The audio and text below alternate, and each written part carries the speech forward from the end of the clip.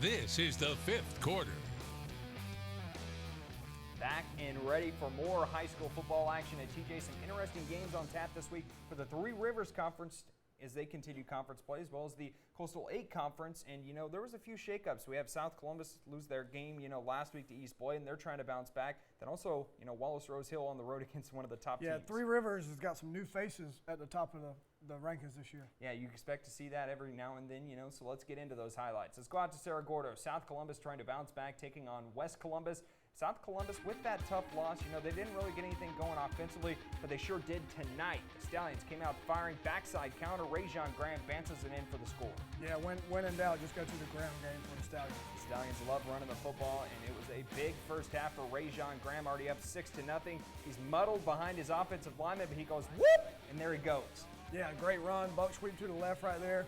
I think they've done that once or twice. Good luck catching up with that young man. That would make it 14-0.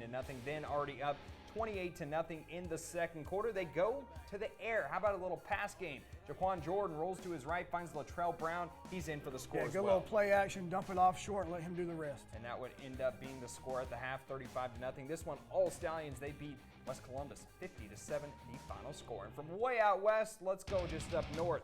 Pender High School Coastal 8 Conference play. The Patriots hosting East Carteret. So we go back and forth. Game tied at 14 in the third quarter. Khalik Nolan catches the little pass out in the flat, trying to make something happen. Going to shake off a defender, but cops up the football. Can't do that. Got to protect the football. And it would turn into great field position for the Patriots. And here comes Pender. It's option run just like this, and Joshua Barnhill takes it himself. Yep, says, hey, go ahead and taste this palm. He's in for the end zone. Lets us know about it. That would make it 20-14. Pender. The ensuing kickoff, you have something great go your way, then something bad go your way. Tyler Hodge picks up a block on the outside. Watch out, the senior's gone. Special teams got to stay in your lanes. And he's not actually that fast. I actually just sped that up. But hey, he did get into the end zone for the score. That made it 21-20. East Carteret would hold on in the final minutes. They get their first win on the year. They beat Pender 27-20, the final score.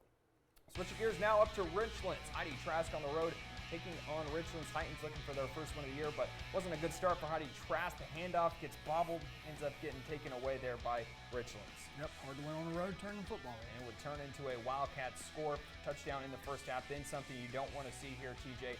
A face mask ends up being brought down. The two players get in each other's face. It would turn into a fight. Looks like the refs handled it as good as they could. Yeah, you just hate to see that. Football's an emotional game. Sure has some good kids, just made a bad decision. Yeah, both players would end up being ejected from the game after that fight.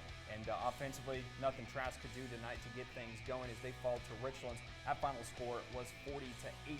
The final score. And now how about this one? This is one we were kind of waiting to see. Wake Forest, the top of Class 4A every season. Wallace Rose Hill trying to spoil the party tonight on the road. The Cougars showing off the athleticism. Noah Douglas passing the flats to Khalil Watson. Watch this young man go to work, spin move, whoop, gone. Yep, a lot of speed, a lot of athletes on that field. And Wallace Rose Hill, they've got athletes themselves. They were, just kind of outmatched at times tonight. But hey, the Kevin Motzinger squad not going to go away. Handoff straight up the middle, lowers his head. Kanye Roberts in for the score, and Wallace is hanging tough. Yeah, Wallace went there expecting to win.